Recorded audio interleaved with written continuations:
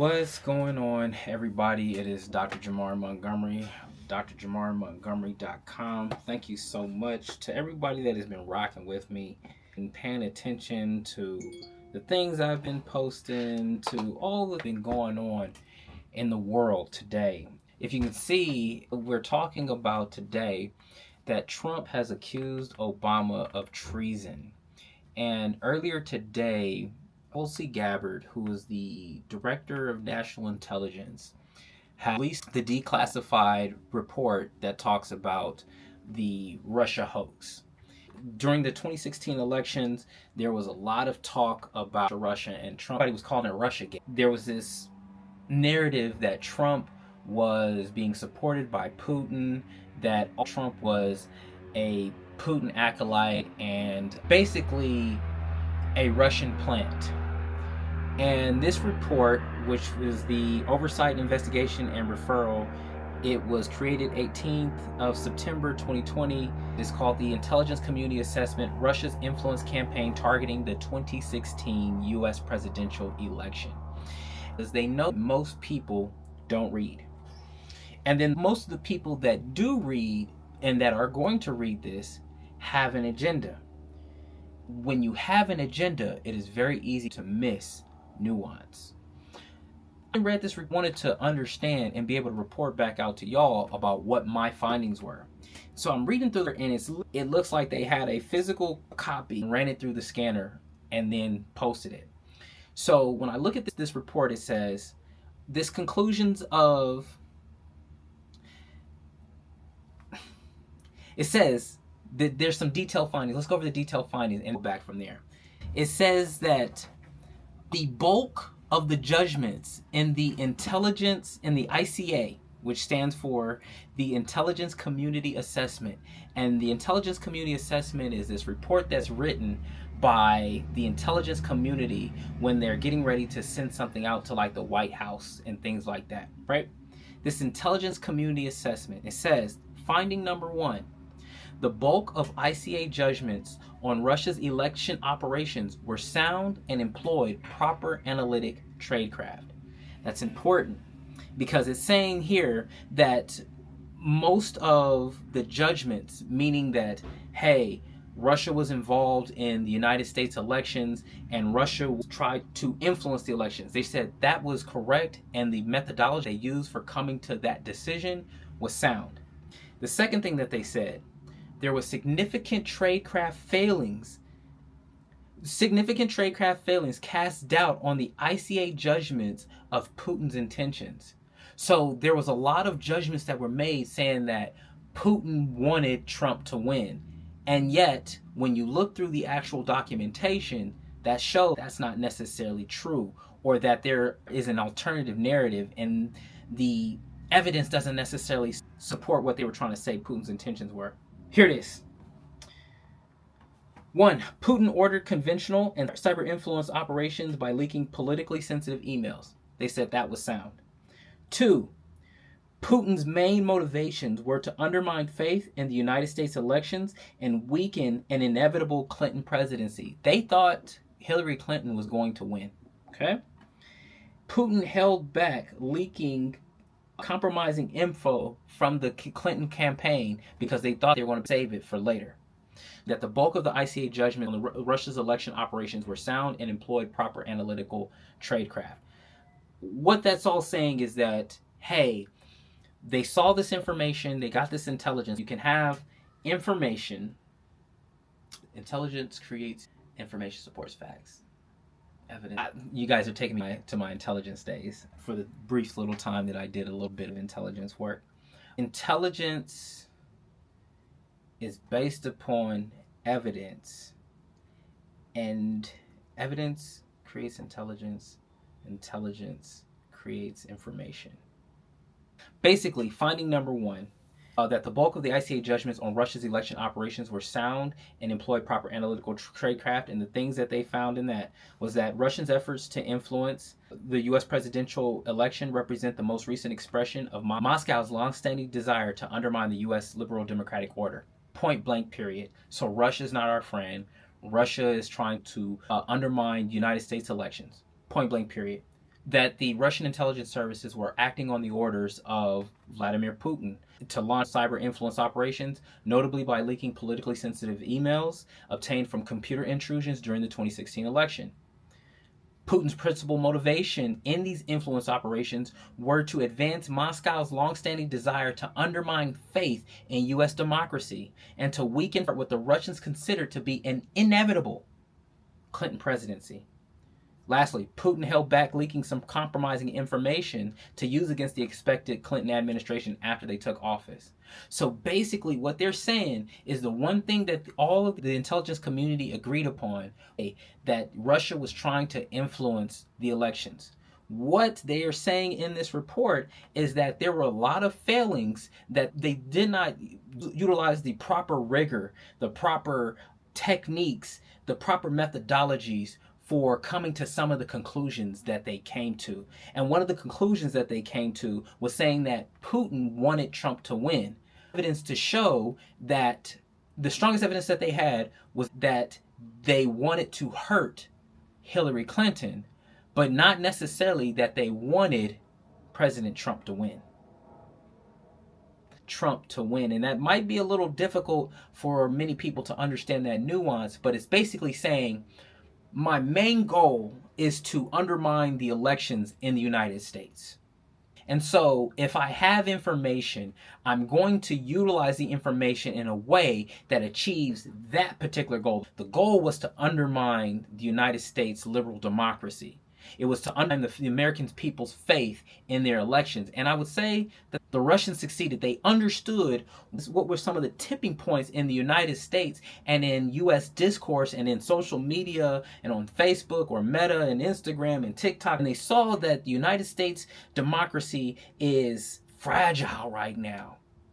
And that if we can get the American people to not have faith in their government, when we as Russia decide to make whatever move we're going to make, we don't have to worry about the United States having this solid front and actually opposing us in whatever it is that we want to do.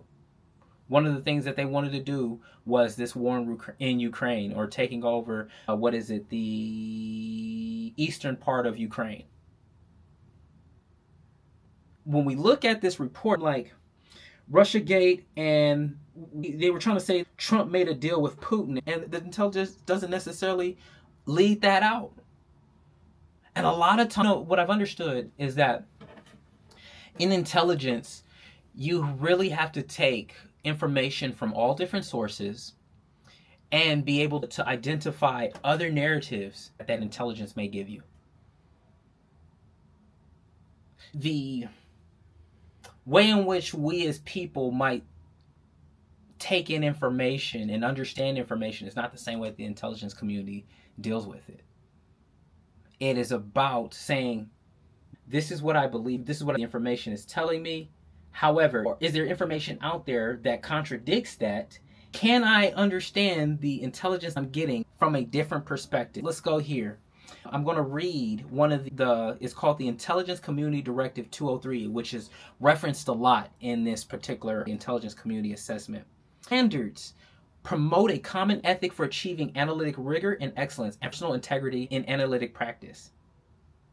Adherence to IC analytic standards is safeguarded by the ODNI Analytic Ombuds, who addresses concerns regarding lack of objectivity, bias, politicization, or other issues in standards application in analytic products. And that is something that we experienced in this particular thing. One of the things that it says, the IC analytic standards guide analysis and analytic production. It needs to be independent of political consideration. Analytic assessments must not be disordered by nor shaped for advocacy of a particular audience, agenda, or policy viewpoint. Analytic judgments must not be influenced by the force of preference for a particular policy. It says implements and exhibits analytical tradecraft standards. Specifically, properly describes quality and credibility of underlying sources, data, and methodologies. It properly expresses and explains uncertainties associated with major analytic judgments. It properly distinguishes between underlying intelligence information and analyst assumptions and judgments. It incorporates analysis of alternatives. Analysis of alternatives is the systematic evaluation of differing hypotheses to explain events or phenomena, explore near-term outcomes, and imagine possible futures to mitigate surprise and risk. Analytic projects should identify and assess plausible alternative hypotheses. And what a lot of this intelligence community assessment says is that was not done. When I was reading through the report, it says that according to the report, Russian Foreign Intelligence, the SVR, had a Clinton email discussing an approved plan by Secretary Clinton to link Putin up with Russian hackers to discredit Trump. This is what it says in the thing. I was looking for Obama, and I said Obama wasn't to blame. That's par for the course for Trump. But the report is 44 pages long. It talked about the Steele report, how the Steele report shouldn't have been in there, how even the White House chief of staff was like, we don't have enough information on this, and why is it included in this intelligence community assessment? So we see that the director of the CIA ordered that this report be put out regardless of the intelligence rigor that was going on. That's Brennan. Brennan was the chief of the CIA, the director of the CIA at the time. The ICA, the Intelligence Community Assessment, excluded significant intelligence that contradicted its judgments that Putin aspired to help Trump win. Once again, it says ICD 203 also instructs that intelligence analysts must perform their functions with objectivity and that judgments must consider alternative perspectives and contrary information. It further directs that analysis should be informed by all relevant information available. So the ICA selectively omitted quotes from key human intelligence and signal intelligence reports that contradicted the judgments on Putin's intentions, while conversely it included quotes from those same human and signal intelligence reports that supported the ICA. They picked only the things that supported their argument and neglected the things that didn't. So the cherry picking of reports is an important indicator for evaluating ICA tradecraft. By selectively quoting a repo repeatedly, the authors both demonstrate their regard for the value of the source while simultaneously providing evidence of disregard for ICD 203, meaning that they trusted the source more than they trusted the process. They trusted the source more than they trusted these standards.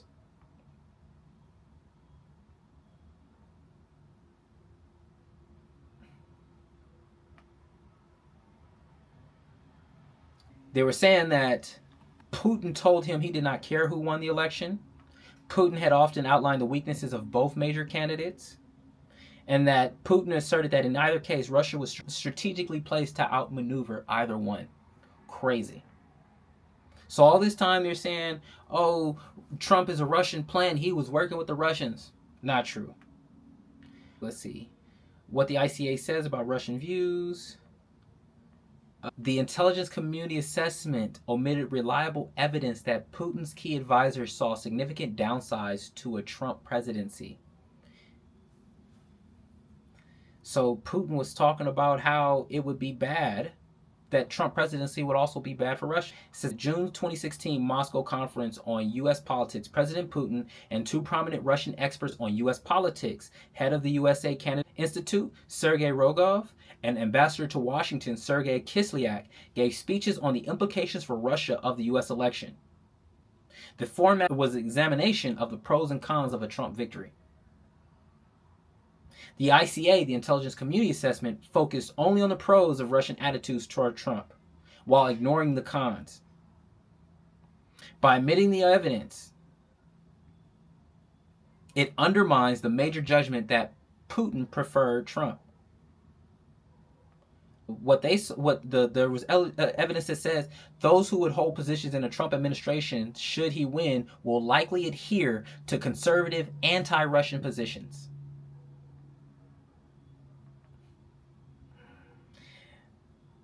Basically, they were saying that President Putin had opportunities to help Trump during the election and chose not to. The Russians had a lot of dirt on Hillary Clinton, her plans and how she was trying to collude with Russian hackers and pin it on Trump. They had evidence of what her health was, all these things that they could have leaked that they decided not to. If they were actually trying to help Trump, they would have leaked it. It's conflicting information of how that Putin wants Trump to win, yet the things that Putin could have did to help him win, he didn't do it. And they give the final 3 weeks of the campaign, they give the politics poll average, and they show that during the entire time where it was shown that Clinton was up from 7 points from October 17th all the way down to 1.5%. They didn't decide to release all this stuff. Here it is. As of September 2016, the Russian Foreign Intelligence Service, the SVR, had Democratic National Committee information that President Obama and party leaders found the state of Secretary Clinton's health to be extraordinarily alarming and felt it could have a serious negative impact on her election prospects. Her health information was being kept in the strictest secrecy, and even close advisors were not being fully informed. They possessed communications that Clinton was suffering from intensified psycho-emotional problems, including uncontrolled fits of anger, aggression, and cheerfulness. She was placed on a daily regimen of heavy tranquilizers, and while afraid of losing, she remained obsessed with the thirst for power. They also had information that Clinton suffered from type 2 diabetes, ischemic heart disease, deep vein thrombosis, and chronic obstructive pulmonary disease. The SVR possessed a campaign email discussing a plan approved by Secretary Clinton to link Putin and Russian hackers to candidate Trump in order to distract the American public from the Clinton email server scandal.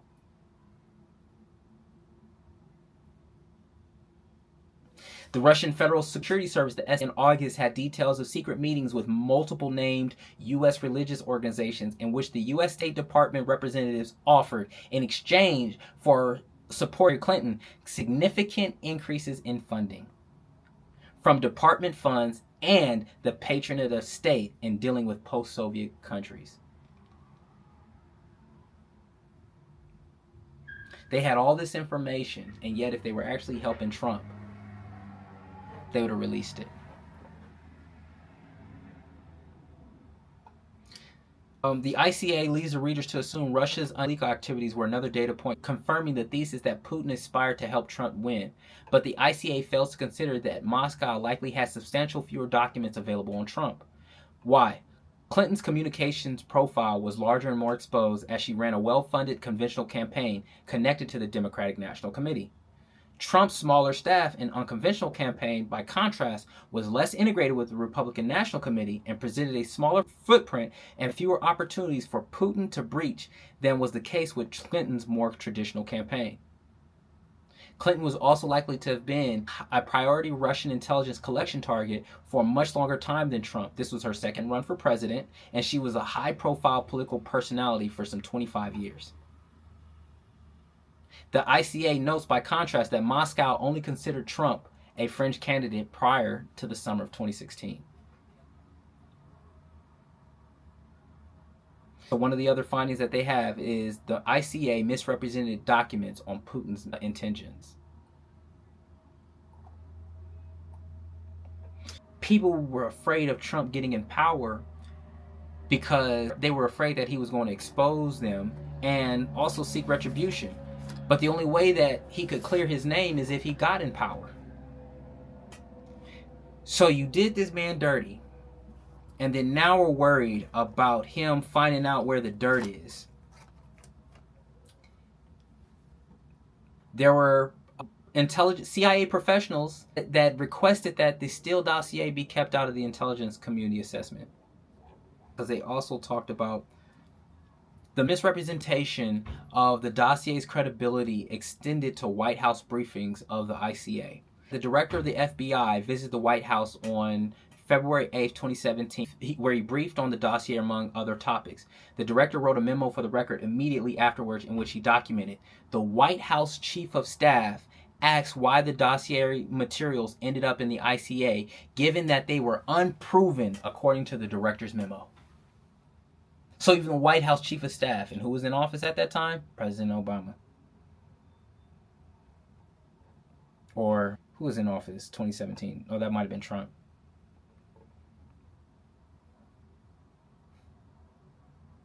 The director wrote that he told the Chief of Staff, analysts from all three agencies, the FBI, CIA, and NSA, agreed it was relevant, and it was corroborated by other intelligence, and he thought it was very important that it be included.